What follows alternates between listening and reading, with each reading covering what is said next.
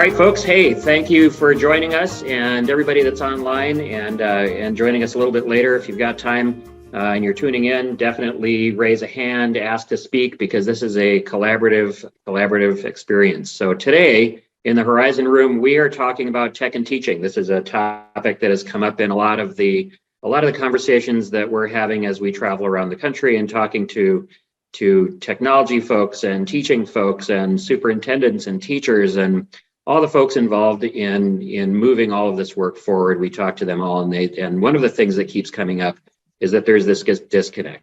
And so today we're taking the opportunity to jump into the Horizon Room and start to unpack that and start to think about, are we going to find solutions? And we're going to have some real talk about some things that may or may not be happening in school systems that might be getting in the way and presenting some barriers. So with me today, I have Leilani Cawthon. She's the CEO of the Learning Council, and we'll be joined at some point by some other folks on the line. If you're tuning in and are not present, then definitely speak up, because we want to hear what you have to say. So I'm going to jump right in. I'm going to start with some things that we know, right? Some things that we know about where we are today, and some things that have already been done. And so I've only got 4 bullets here, but I think this is a good start, right? So number one, we know that the need is for an integration of teaching and technology to amplify learning. That's not a secret. We know that is happened through pre-pandemic and post-pandemic and during pandemic. Technology was applied. It was a focus before the pandemic. In some ways, it was seen as an option, and that may have been short-sighted. The other thing that we know is that schools have distributed those devices and digital resources for core assessment and supplemental. And how they have done that is another portion of this conversation today, but we do know that has happened. The devices are out there and the resources are out there in copious numbers. There's a lot out there. One of the other things that we know, utility with technology and increased automation is required in the workforce. All of the research, all of the reports that we have all seen about preparing our students for the future, and any of the workforce research that we are familiar with and that is coming out currently and has been for a long time, is that automation is there, and facility with technology is going to be something that is required of our kindergarten class today and our senior class today and any of the other students that are coming through our system. We know that. We also know that technology can redefine learning experiences. That's not brand new. We knew that. And yet, given all of those, and there's more things that we know, why is there still a disconnect? Why is there a disconnect? If we know that all of those things are true and most of those things have happened, why is there still a disconnect between teaching and technology? I'm going to toss that out there before we go any further. Any thoughts, Lonnie? What are you seeing from your perspective? Well, we hear on the road that there's a lot of letting and not leading in terms of what the teachers are using, right? So I know that comes from a mentality of administrators want to be of service to their troops. But when you let and you don't lead, all the way down to the discrete learning object, or even the courseware or the courses or whatever the teacher's using. Mostly they're using Google Docs, right? Like they're document oriented.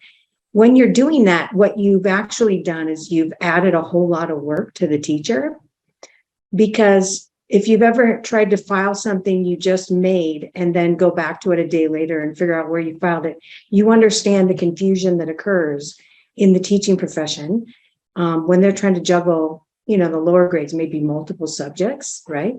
And directing every kid to the right folder and the subfolder in that folder and the subfolder of that folder to get to the right document. It's a ridiculous amount of added digital traffic.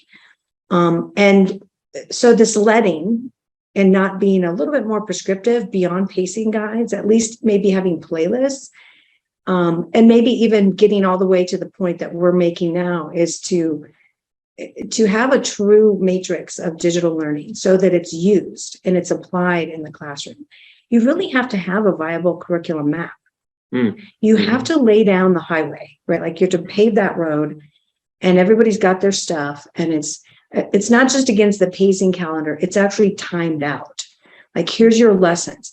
We used to do that in the age of textbooks, not quite, right? Not according to time, but we would give people textbooks. And that was fairly sequential, right? Like, you did chapter 1 and you did chapter 2, you skipped chapter 3 because you didn't like it. And then you did chapter 4 or whatever. But it was basically a lesson sequence for the teacher for that particular class or subject. And then they just added around it. I'm not saying that you have to, as a school or district, be completely prescriptive down to the last little thing, right? Sure. You need teachers to have some flexibility, especially because there's, every child is different, and they're going to all need, some, different things at different times. You should have the ability to add to that, but you should definitely have a mind of like, what are we using? What is happening? And we're also hearing that most school districts right now are finding out they have 2,000 or more apps. Some of them have way more than that. I mean, there's tens of thousands of things you can subscribe to out there. And that's not even including all the individual discrete digital objects, right? The documents, the worksheets, the little lesson plan you can pull off of some website. So they're already in selective retirement of stuff. So I feel like they're headed in this direction, right?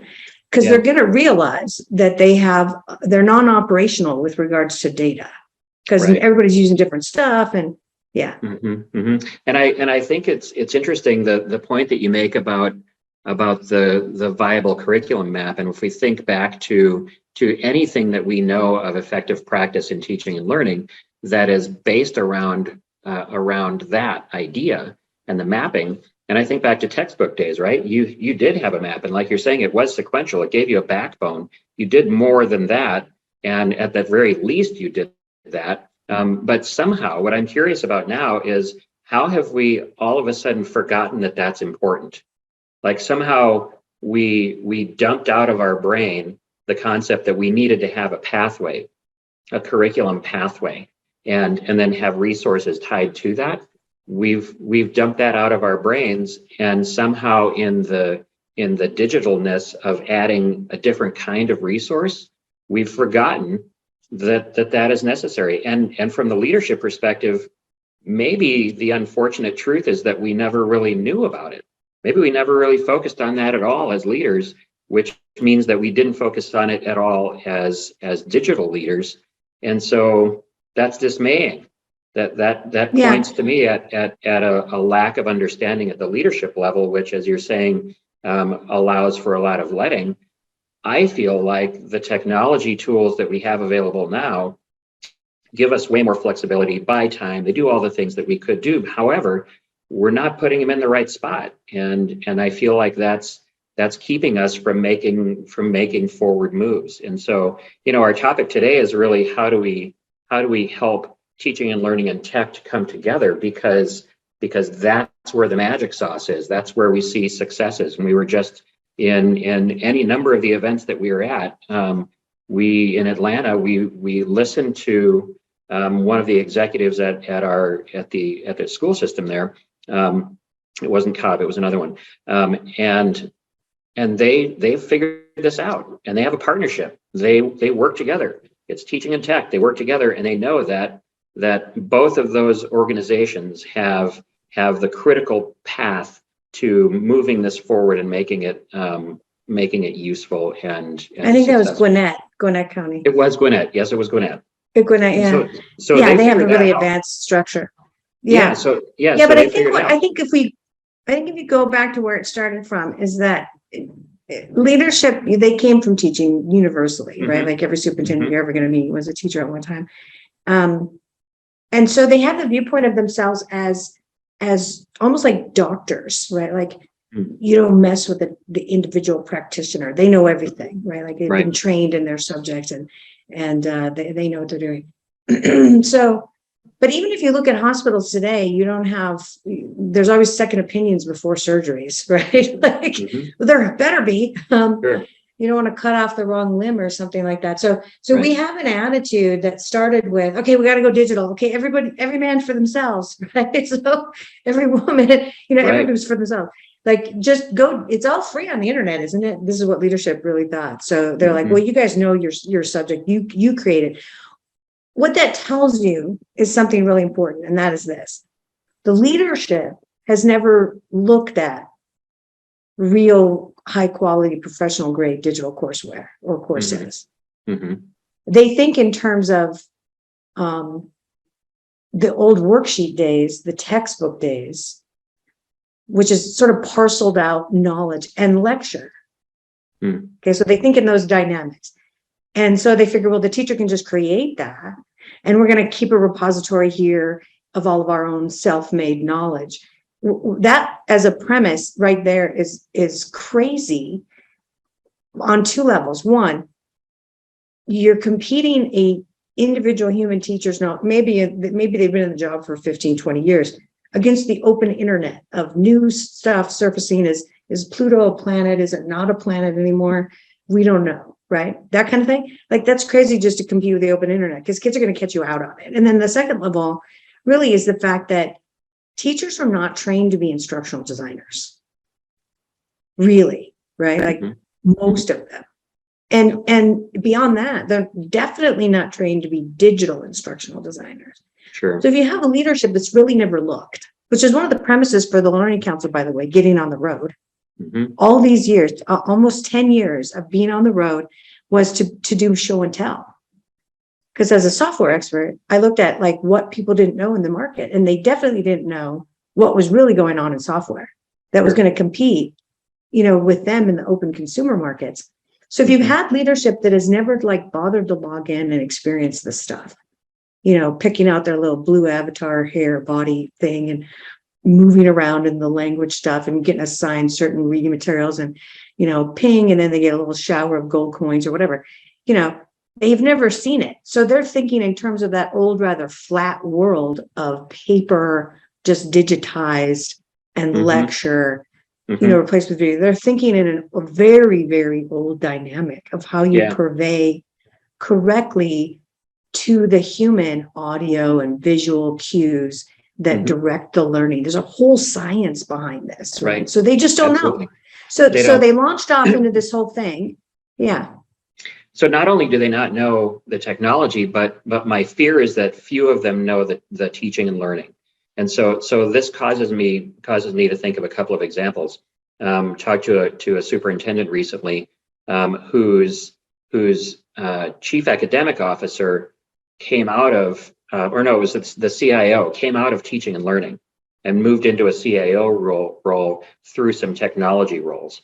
And that's fascinating, because that's a unicorn, right? That's a person who not only understands what the teaching and learning looks like, but very clearly understands what the tech looks like. And that person is bilingual, and that person can actually speak both languages and is versed in both of those things. And they're more successful because they will structure an organization around that understanding. And I think that's one of the missing pieces. I think that the structural organization has to shift, and we have to get people out of thinking that tech is hardware and that teaching is books. We got to get out of that. Yeah, that's that's so ancient as a model of the mind. Yeah, absolutely true. And then you also have the situation of, teachers are always saying they're not trained on something, like the district dumps on them another piece of courseware that they bought, 100,000 license for, and they're expecting everybody to use it without no training. Yep. Well, first of all, if you had teachers that were used to an iPad, right? Like pretty much the entire teacher population wasn't inducted into technology the same way corporate America was. Like in the 80s, we were learning how to use Word documents, right? And Excel spreadsheets and PowerPoint, right? All that 90s. Teachers' first real introduction, other than the green screen grading that they used to have to do in the ancient old computers, which was really the only computer in the, in the area. They had iPads, so they were used to icon navigation, big squares, click app. Right. And so it's only with the pandemic that we had a preponderance of people introduced to the world of documents. So that's really stage one for people to learn, right? They have to learn to navigate that office suite universe. But beyond that is the entire world of digital learning that is not at all Office Suite oriented, but Office Suite orientation at least gives you a grounding. Sure. You know, And it's, so and that's, yeah. yeah, no, that's absolutely right. I can think back to an experience that I had as a teacher, and at the time, the Googles were just starting to take foothold, and the cloud was a thing, and people still had on-site server banks, and it was the dark ages. It really was the dark ages, because if the on-site server went down, then everything goes out the window. And so yeah, so what I remember very distinctly was. One of my colleagues I had asked for them to share a resource with me, and I knew that it was digital, or it at least started as a digital document, and what I got was something that had been scanned, and I could tell it was scanned because it was slightly askew. You know how you don't put it on a scanner square, and it was slightly askew, a little bit blurry, and I came back to them. I said, so, and this was emailed to me. I said, so. This is a scan of a document. I thought you had this in a digital format. I thought this started as a Google Doc. And they're like, well, it did, but you needed me to email it. And so I printed it, and then I scanned it, and then I sent it to you in an email. And I went, what? Yeah. Or there's a little button called that. It says share. And so you share that. And so it was very clearly, and I think back on that and laugh and cringe at the same time. But I think back to that and I think, wow, we actually still do have a fair number of professionals in the education field who don't think in terms of the cloud, right? Their mindset is still very, very paper-based and very, very sequential, not at all lateral. And I think that speaks to a mindset shift that is required in order to use our digital resources effectively. And then for sure at the leadership level, if you're not already thinking in that way and thinking in terms of the cloud and sharing and sort of the unlimitedness of things, then leading an organization in achievement of that becomes almost impossible, because you don't understand it yourself. And if you're not a vulnerable leader, then you're not gonna assemble the team that's going to help you to get there. I've seen very few, I can count on one hand, less than a hand, the number of leaders who have the vulnerability to say, I don't have the vision for, I have the vision for where we need to go. I don't have the facility to get there. And some people on my team don't. So I need to bring together a team that's going to go do that. And that's and I think you touched on something really, I think you touched on really something really important. And that is leaders have to think in terms of teaming. Like that leap from, I'm going to keep everything on my own machine, to the cloud was a leap for everyone like 10 years ago, right? In the corporate America, maybe 15 years ago. And it made us all jump to the level of, I'm not an individual practitioner, I'm a team. And you don't have teachers thinking that way. And you don't have their leaders thinking that way. They don't think of them as a member of the team teaching these children all the way through, right? Multiple subjects, multiple grades, all that other stuff. So the sharing mentality itself is a new thing you have to lead through, right? Even forming PLCs that are effective is not really going great for everybody out there, right? So, you definitely have mind shift that's happened, and people are tagging it as you need to learn tech. Well, if I heard that as an individual teacher, and I've been doing it for 20 years, and I've been effective doing it the way I'm doing it. You walk into my classroom and said, you need to learn tech. I'd do the same thing most teachers have been doing, which is like, I'll wait until that guy retires. Right. Because all you're telling me is you need to learn. You're not telling me things like, listen, if we get you involved in this, then you've entered like the matrix of teaming, and there's going to be help that flows to you. And help that you can flow to others. And that all together in a big boiling pot is going to help the kids, right? Like, in other words, you're not going to be an island unto yourself trying to fix this kid. You'll be part of like this whole social thing that is going to sort of, SWAT team in Right. for every kid in the line of kids going through. So this is the thing that people need to be being told, right? Mhm. Instead they're just told you, well, you don't know tech Right. and blah blah blah, or they think I gotta have somebody sit beside me and show me every little thing. No, you have to have a curiosity enough to Right. go, I gotta go there, right? I Right. can't live in a world where I'm not part of a team. It's interesting because you often hear, well, I'm not techie. And that's an odd thing to me. The other odd Yeah. thing is a conversation that we recently had with someone about computer science. I read a research article, a study about the number of teachers who, when asked, had placed computer science, and that's how it was labeled, as a high priority for their students in the future. And it was a learning point that they felt that was necessary. And so just the fact that we have labeled it computer science indicates to me that we still have a ways to go. Because if someone came to me and said, you need to learn about technology, I would go, what do you mean? What do you mean by that? Do you mean Yeah. I need to learn the bells and whistles and the knobs and buttons? Is that what I need to learn about? Do I need to learn about how things are coded? Because that's very necessary, but I for sure wouldn't call that computer science. I'm not quite sure exactly where that lies. And so I think that maybe we have a responsibility to characterize things and help people to get past some misconceptions about what the role that technology plays in learning is, and how that interfaces with humans, because it isn't those days. We're not going to sit down and learn how to we're not going to use C++, right? We're not going to use those old school coding languages in most of our daily business. Do we need to think in terms of coding? Is that a language? Absolutely it is. But I don't know that I'd go so far as to call it computer science, and maybe I'm wrong. I don't know. No, there's definitely levels to this conversation, and there's so many ancient things in their thinking. Like there are states that will fund computer science, right? But computer science is in the field is related to the hardware, right? Mhm. Maybe the networks. Right. And hardware is now like just a utility.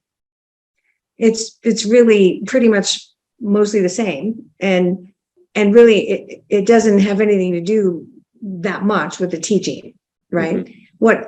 What's everything now is the interface of the software, the use of the internet. That understanding is more what I would call digital science, right? Not Mhm. computer science. Mhm. It's a science of understanding the logic of the sourcing of information and how it is purveyed, the user interface, user experience of it, Mhm. and knowing the difference. Because you've been to old college sites, right, where everything's like a 8-point tiny link, Right. and you pretty much have to have a PhD in that subject in order to figure out which link you should probably go to because you're studying this one subject. If you did that to 5-year-olds, you'd be dead in the water, right? Like they'd be like, what, right? And so there's a whole science to how you have to have your mind mapped to understand the digital world. And that's sort of digital literacy, although I'm sometimes a little bit bored with the breadth of what's called digital literacy, because it's very narrow. Mhm. And it's so much bigger than that. It has everything to do with your ability to navigate, really. True, and use and apply, right? And I think that's I'm sticking on the terminology of digital science, because you're right, it is different than digital literacy. It's different than it's a different way of thinking about what you're going to do with technology versus the technology itself. And that's where it seems to me in my mind as I'm formulating this, that in terms of talking to our leadership and our teachers, how do we get that conversation in their minds about it isn't the hardware. It's not the hardware. It's not about the computer. When you as a superintendent say we're going one-to-one, what you're not saying, well, what they currently are saying is I'm going to give you a computer. What they should be saying is, and what they mean by that is we're putting unlimited information and power into your hands for learning. and doing. Yeah. And I would that's say the- I would prefer that to be, we've custom crafted digital pathways for Mhm. every subject. Either we start with a courseware, and then teachers are custom attaching other little random discrete digital objects, links to NASA, links to blah, blah. They're porting in at this precision moment, somebody from the Louvre to teach you this part of art or whatever. They're sourcing. In other words, the sourcing and the crafting of the learning journey is now digital. It's not just digitized. Mhm. It's a digital journey, and they're off-roads and offshoots of the whole thing. But here it is. Click here to start, right? That is much more interesting to me as saying I've gone one-to-one, then I gave you a machine. Like, Mhm. yeah, so what? You should have Sure. done that 10 years ago. Yeah. Absolutely.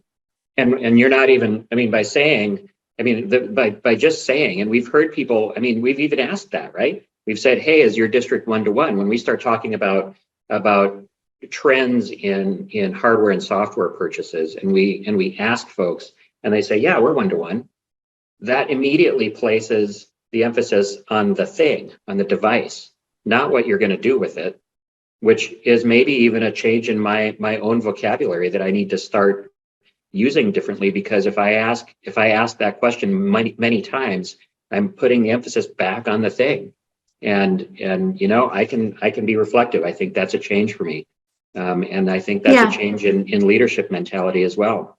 Let's stop using those words. That's misplaced. Maybe 10, 15 years ago, but probably not even then. I think that's done us a disservice. Yeah. So just, we're in the middle of writing the next special report coming out from Learning Council, which is, leading the learning matrix. Because the stage that I feel the whole market is getting to is the crafting of all those digital things together into cohesive, integrated, viable curriculum maps. And there are certain stages they need to go through. Mhm. But as we're writing it, we realized people can't get to crafting a learning matrix. They can only right now probably get into the idea of crafting a teaching matrix, which they think they have if they're digital, Mhm. but they don't most of the time. They have not crafted that learning journey and sort of laid down that highway for the teachers. They're still at the point of everyone for themselves, right? And trying to get data, and it's a big hodgepodge mess. And so they're just piling on the teaching or the testing and that kind of stuff. It's driving everyone crazy. So we realized as we're writing this, we're going to have to do a part one, which is the teaching matrix, and explain that and what are the key points you have to do in order to get to the learning matrix, which is an evolution up from that, which will be crafting it so that it's digitally navigable by the student, Mhm. Mhm. which is another big leap for people to even think about, because their whole world is centered around distribution through the teacher to the student rather than distribution to the student. And the teaching flanks that. Right. Even as a team, right? They don't think that way.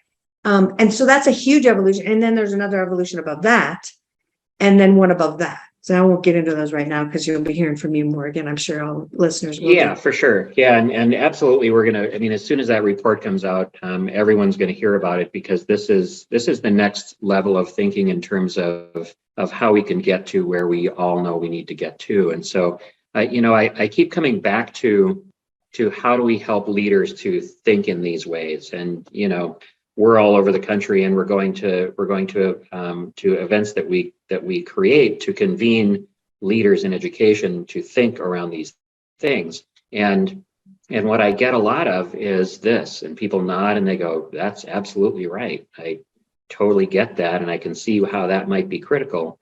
And yet I still don't see evidence that the majority of our systems are internalizing that in such a way that they move forward with it. And maybe it is a lack of leadership. Maybe maybe what we're asking is for leaders to do something that they're just not willing to do. Because I have to ask, if you're not doing it, you either don't want to do it or you can't do it. And at that point, why would you not want to? How could there not be will to make that shift? I don't understand that. Because if any of us said to our constituents, if we all went as educators back to our communities and said, you know what, we don't really believe that we should be preparing your student to be versed in the use of technology to amplify their own learning. We don't think that should be. We don't want them to have facility with technology, and we think that the jobs of today are going to be the jobs of tomorrow. I would bet that there's zero people in the education business that would go to their constituents and say that. And if that's the truth, then the opposite side of that is we do believe that your students should be prepared for a technology based future. And we do believe that those skills are necessary for their ability to succeed and thrive in the workforce. And if you're saying those there's things, a lot take of action. there's a lot of how do we have our kids be digitally literate? And there's a lot of stuff out there about that. And then there's like, oh, let's do CTE and blah blah blah and STEM and that. And it's still sort of narrow banded, just to be really real. Mhm. But I'm a little bit forgiving of the leaders out there because, to be honest, pre-pandemic, during the pandemic, now post-pandemic, they're caught in a structure that they can't see their way out of. And it's regimented around them legislatively and seat time and all these other things that they have to do. And literally, there's been no real leadership on where it's all going until recently. Like, we've stepped into that breach to say, this is the natural evolution. And these are the pressures that are going to force you to go there. You know what they are. Mhm. You're trying to survive them right now by trying to train teachers in tech, and you're trying to buy more tech, and you're trying to find the teachers that are not findable in the market because you don't have enough. And you're trying to sort of like maybe do a couple things, maybe programs to up your achievement, even though achievement was down even pre-pandemic. And then you're either ignoring or you're desperately trying to do a couple interesting things for the students that have left you that you're not getting back, which is a huge volume of the students in the United States. Sure. I mean, we're at 37% that have left traditional public. Yep. So they're in a meltdown. And when you're in a burning building, you know your way around the building, right? You can sort of run around and get people out. But you really can't focus on anything else. It's impossible. And I think that's really what I would say I would forgive leaders of the most, is because they're under so much pressure right now. Everything's on fire. Mm-hmm. And then we come in and we're like, here's where it's going. It's gonna be awesome. We're gonna have to do these steps, right? And they're like, ooh, come back to me later because I got 16 meetings in the next 10 minutes, right? And I need to find 5 new teachers. Yeah. Yeah, and the board just called me in for the 5th time in the week, right? So that's really what's happening, right? There's new cultural things happening that are just kicking everybody's, and it's wild out there. So I understand, but at the same time, we're at a point where you don't move, you're gone. You will be gone, and that's hard for them to believe too. Yeah, it is. It absolutely is, because education is education, and so for the same reason that people are freaking out about student attrition, they're like, what? Wait a minute, you have to go to school. Well, you don't have to go to school here. And now all of a sudden there's choices. And so I completely get that. And I feel that there's pressures, and I get that there's cultural and political things, and the superintendency is not easy. It's a very difficult job. And yet we know, because we're working with them, there are systems whose leader has said, we're going in this direction, and they're taking explicit steps to go get that. And they're making moves to paint a picture and create a vision in the community and engage students and engage teachers and engage administrators, and the board is behind them. And those people are actually doing the thing. They're doing the thing in spite of all this other stuff that's swirling around. And so, Yeah, so what is it that we those like them. leaders- Those are cool people. Those are fantastic people. I love those people Yeah, because they're cool. they're Yeah. right there in a creative space. So what is it about? What is the magic sauce? What do they have that has caused them and allowed them to step back up to where they really should be, right? As a leader of a larger organization, as the visionary leader, they're able to step back up out of the weeds and go, whoa, shake off all this stuff that's been going on and say, that's where we need to go. We've listened to all these things. We've been to the Learning Council events. We've read the reports. We've seen the research. We've seen what's going on in the landscape. That's where we need to go for our kids. Well, I think it's because they've heard the vision from us. And I'll just be really real. I know it might sound kind of, like we think we know everything, but there's a lot of organizations out there promoting what I would consider fairly trite objectives or goals. And those goals are things like future ready classroom, classroom of the future, those, I don't care about that. Like, really, seriously, do you think the classroom is going to survive the real digital transition? The classroom. It's the institution that needs to survive.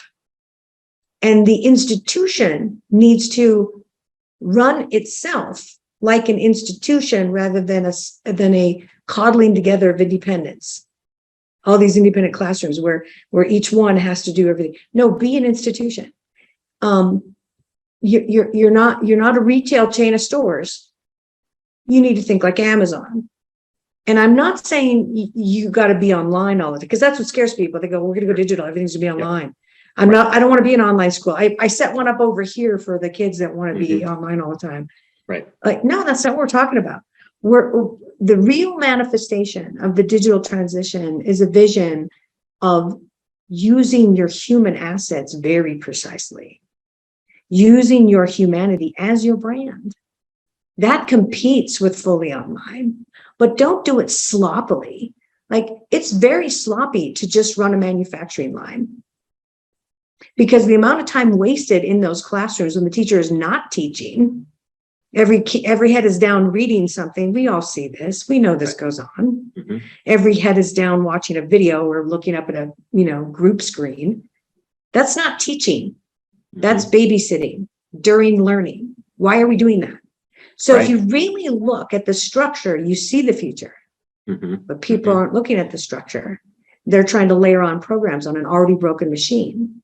Right. And the machine itself has to mutate. It's not a boat anymore. It's a car, right? Like, it's a totally different thing, right? Like, so, and so they're really to say what those people are, they've seen it. They can grasp it. They've sketched it out in their minds, and they're eager to get it done, right? Versus people are still wandering around in the dark, right? No, I totally agree. And I think the thing that sticks with me, though, about what you said, all the other things I can see, get it done. So get it done is the part that bridges the knowing and doing gap. And so yes, and you, right, maybe you and I both do this. We talk to superintendents who nod and say that's exactly what needs to happen. But somewhere between knowing that and then going to make it happen, there's a disconnect.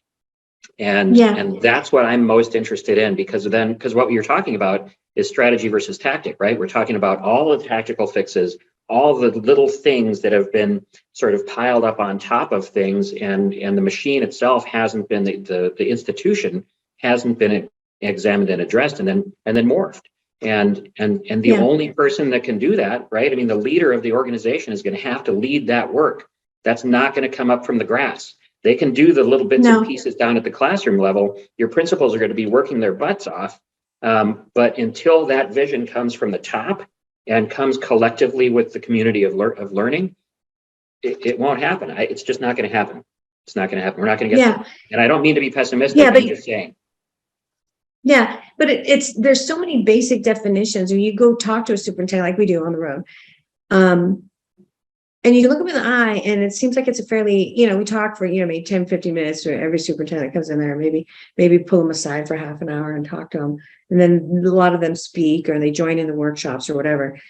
But you can't really tell from talking to a super or assistant superintendent if they really get it. You can't tell. The ones who really get it are the ones who come up with a dozen questions and they email us later and pelt us with like, we got to have a meeting, right? Yeah.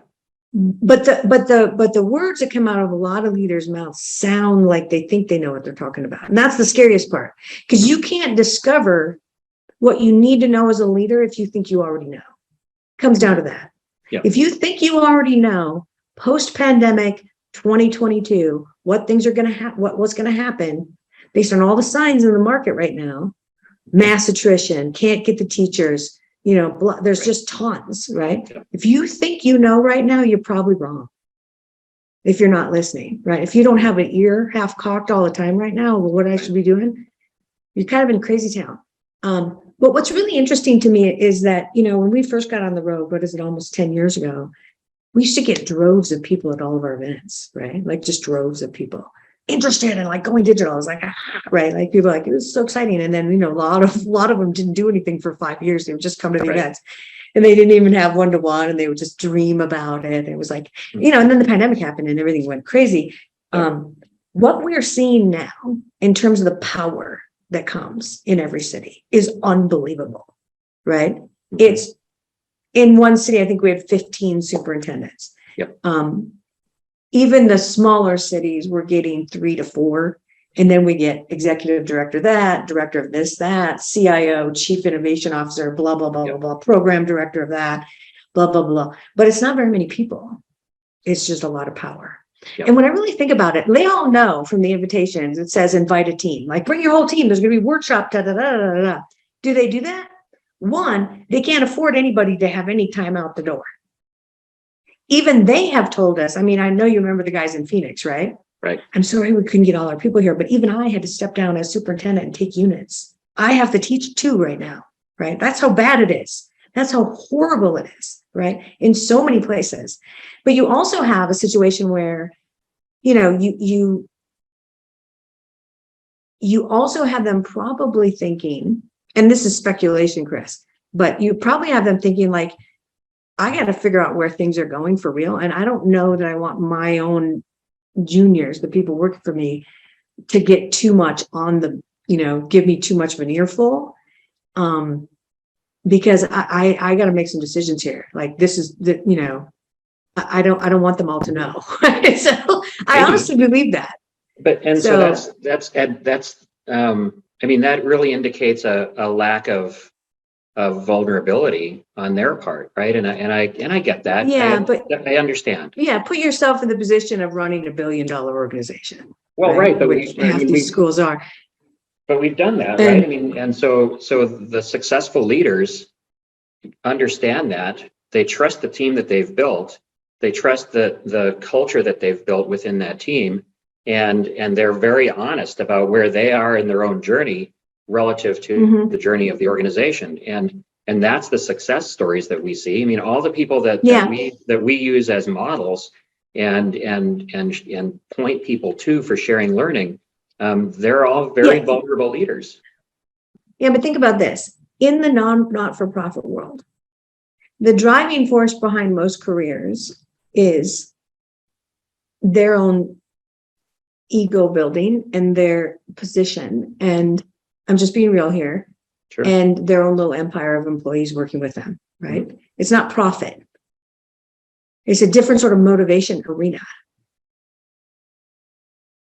If I was leading a major district right now, I would always have in the back of my mind, meeting with any of the people below me, that they're going to try to defend everything they're doing, no matter what I bring up.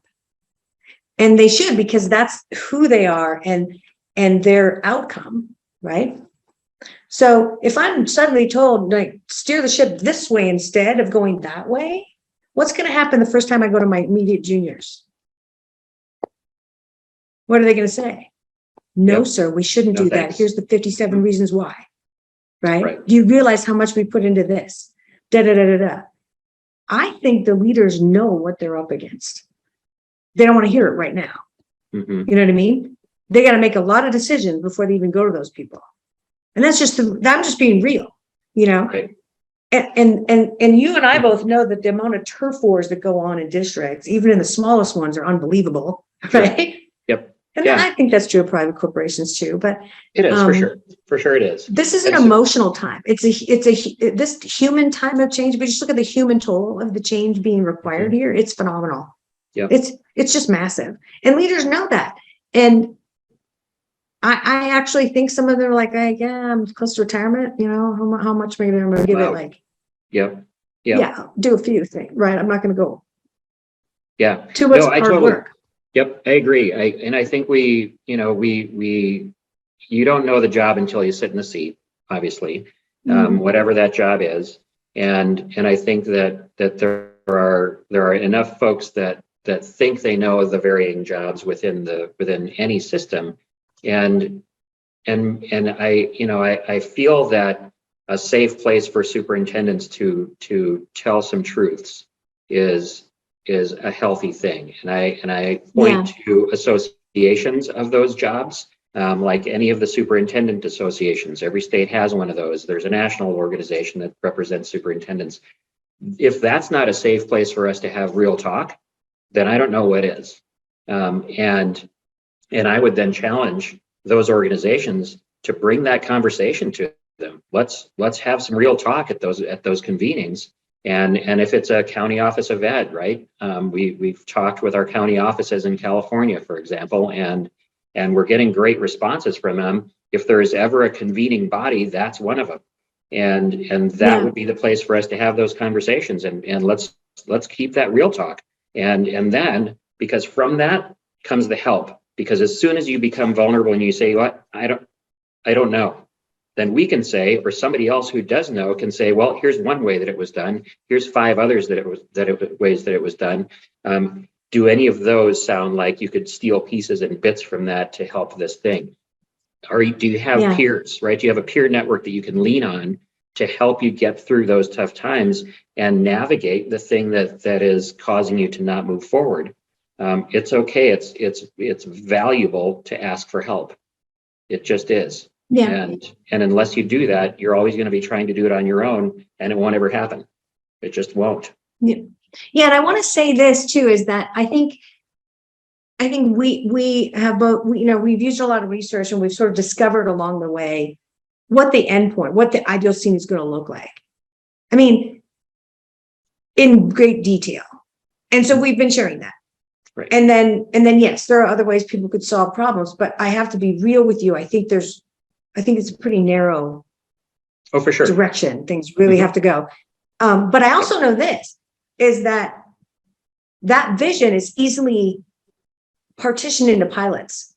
I mean, you don't have to go all in. You don't have to turn the whole battleship on a dime, right? Because it's impossible for a lot of these districts. Right. But you definitely need to be understanding the future, understanding where things will inevitably go so that you remain even viable as an institution, right? What you got to be, and then start piloting it, start understanding it and piloting it. And you've really challenged me today, Chris, to think about the level of training the leadership needs, because the other thing that I know I've witnessed is that I've had some leaders come to some of our events or even be able to be on a webinar with us, which I start talking about elements of what's going to be real coming down the pike. And I see a look of fear sometimes. And I see them clam up, right? Because they realize how far off they are. And that's got to be terrifying if you're, over 30 and you didn't know these things. You've been leading an organization for a while. You're happy with your things that you're doing right now. Totally. Yeah. Totally. And I also, I think of the adage of the range of people within an organization that are risk takers. And so if you're on the island and you have to get to the other island because there's no food on this island, the early adopters are going to say, "Cool, yep, I'll bet there's sharks in the water, but I'm out. I'm going to head to that island. I'm going to swim." And they jump in there and they go. The next layer down, they're like, "Oh, I don't know. I'm going to watch for sharks and make sure I don't see any." and they'll start dipping their toe in, and eventually they're going to start swimming. And the people who have already swum are like, come on, we're sharing our practice. And then you have folks that are back here holding onto the palm tree, and they say, we're not getting in there. There's sharks in that water. We're afraid. We don't know what's going to happen. Yeah. And it's going to take the two other groups that have already made it to the other island to build a raft, come back over and say, get on the raft. Your first step is get on the raft, and we're going to be okay. Yeah. And we're going to make it to that island together. And that's there's other ones that are literally chained to the trees, right? Like they can only see the barrier, right? Mm-hmm. And you start talking to them, they're like, yeah, but this legislation and blah blah, and the way the finances work and blah blah, and all these reasons why it can't possibly happen, la la la la la la la la. And I like hearing that, because then I can sort of look in their eyes and say, that's all true. I totally get it. What also is true is that if you don't find a way around it, you don't find a way around all of those, fudging the legal definitions, however lawyery you need to be, to say, did you mean that by seat time? Because it's not written in the law that way. So we've interpreted it this way. Can we just, is that okay with you? Because, modern times, blah, blah, blah. If you don't try, then you don't exist. I give you 5 years. That's it. 5 to 10 years, this market will be entirely different at the outset, if not sooner, because the speed of change in the consumer markets in what I also call the off-grid kids is unbelievable. Driven by culture, driven by politics, driven by what they saw when you were trying to administer learning to them during the pandemic. And they're out. They're like, this isn't customized, this isn't personalized, and I'm not doing this anymore. Like, it's so far, it's like, you're asking me to still shop at Kmart? They closed, they closed. I'm just going to Amazon, right? Yeah, totally Blockbuster. So you know what I think this is? This is the change happening to them, right? And change is going to happen. This particular change is already underway, and you can change with it, or the change is going to happen to you. And what we're experiencing right now, today, is that change is happening to some of our school systems and our leaders, and that's bizarre. That's bizarre. Why would you not choose to change with? If the change is inevitable, and it is inevitable. And I want to make a final comment before I got to jump off and get ready for another podcast. That is this: we have heard people, once they see these forces that are moving through, and they're realizing that heavy impact on them, and they're doing things like listening to us talk about the alpha generation and the characteristics of the alpha generation and what that means to their entire practice of operations. They say things like, we have started buying the kind of furniture we're going to need for this change. We have seen some little practices shifting around here and there that are exactly pointing to what you say is going to happen. It's not holistic, but they're saying they definitely felt that they're starting to respond as an organism, right? In minuscule, in little inches at a time ways. And that is so positive. You have to validate that. That is super huge. Absolutely. Yeah. Right. Absolutely. And that's important. And I'm glad that you brought us back to that, because it is the wins along the way that are going to get us to the end. And sometimes, some of my need to move forward, it's a little easier from my perspective because I'm at a different level, and I can see down on some of all the things that are happening across the country. And so folks say, well, yeah, it's easy for you. You're not in the seat anymore. And it is a little bit easier to see that. And yet it is our responsibility to lend that hand down, build the raft, help these people see that and back up a little bit. We're running out of time. Yeah, but I don't know that you're not in the seat, or me. I don't know that either one of us are not in the seat anymore, because you and I behind the scenes are consulting directly and feeling personally responsible for a lot of these leaders, organizations, as they lean on us. Absolutely. Yep, absolutely. So, our time is running short. Thank you, Leilani, for joining us today. And thanks for everybody that's out there listening. I want to leave you with this one thing. If there's one small thing that I would leave you as a superintendent or as a cabinet member in a district, I'm going to leave you with this, because Because if one of your first steps is to simply align your teaching and your tech organizations, that's going to be the beginning of some collaboration. It's not easy, but it is something that comes from the leadership, and it does create bridges and lateral connections through your organizations that will help this thing start to move. And they'll help it start to move in a system-wide fashion, because that's what has to happen. And, for all of my friends out there who are directors of tech or directors of teach, any of my CIO, CAO friends, step into that cabinet meeting and say, we got to build a bridge. And the teaching and learning and tech people make that one meeting. If you start there, other good things are going to happen, because all of a sudden you're in a dialogue, and all of a sudden you're asking questions and you're finding answers. So I'm going to leave you with that. We're running out of time here. How do you get there? Mindset shift. Again, I put that on everything. Shift your mindset. Examine your organizational structure and create bridges. Build those between your functional groups within your organizations. Teaching and tech, they're peanut butter and chocolate, guys. It's the classic combo. Learn from others. If you don't have a peer network, find me, because I'm going to connect you to one. We have hundreds and thousands of districts that we work with personally, and we can connect you with somebody who's on that journey too. Stay focused on the vision. Make plans that are going to get you there together. Focus on the vision. Strategy falls through from that, right? Vision is going to keep that lens for you and help you create cohesion. And then last but not least, communicate and collaborate often. Do that with peers.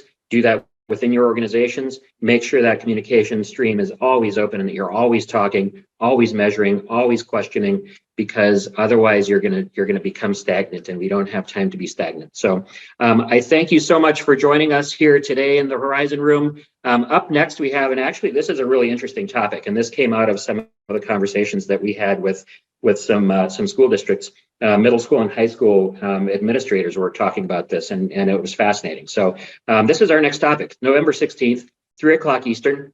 We're going to be talking about using the master schedule in a flexible way to attract and retain students and teachers.